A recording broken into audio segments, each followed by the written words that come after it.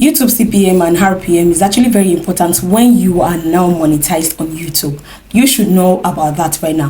But I've actually taken note that so many people did not know the meaning of CPM and the meaning of RPM, which is actually not a big deal. I know some of you just got monetized and you're actually confused about what kind of ridiculous money are you getting in your return revenue, which is your RPM. So now let me explain to you. Let me first give you the definition of CPM and definition of RPM. CPM is actually cost per mile, while RPM is revenue per mile.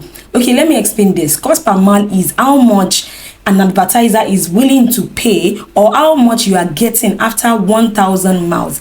Like if you get 1,000 views on your YouTube video, the cost revenue is going to be what the major money you get on that 1,000 is what they call CPM, while the RPM is how much YouTube is going to be paying you after they remove their own share. You should know that YouTube is actually a platform for collaboration between you and YouTube have a percentage they take on your video. Do not forget that. If you don't know that, then you are knowing that right now. YouTube take 45% from your CPM and give you the RPM. That means if you get maybe like $3 on your CPM, YouTube is going to be taking 45% of that $3 and be giving you your RPM of maybe like $1, 2 cents or something like that. So that is why you feel like you see CPM as maybe you see CPM as $4 and you're seeing your RPM so low. That is what is really going on. So you need to know the definition of your RPM and why you're getting your CPM. And that is why I've actually done a video in my page. You can actually check the link here, or after the video you're going to get the video of the most beneficial YouTube channel niche you can actually go into. I have done this video which is actually exclusive to people that want to know which niche has the highest RPM, so you can watch it. For people that are watching this video right now and they are not yet at the stage of CPM and RPM and they're actually confused, you can only get to that stage of CPM and RPM when you have been monetized. That means you've gotten your 4,000 watch hour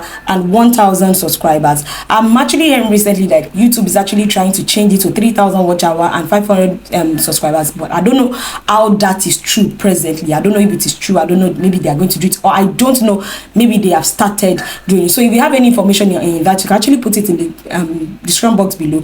Many people can actually gain from that information. CPM and RPM actually comes after you have been monetized. So if you are just coming in now like you are really confused, that is what CPM and RPM. You can only get that on your YouTube studio when you are monetized on YouTube. That's the only time you can get that. I'm very sure this is the shortest video that you're actually watching to give you the main meaning of CPM and RPM if you've been wondering what those two means. So don't forget to subscribe to my YouTube channel, like, share, and do what?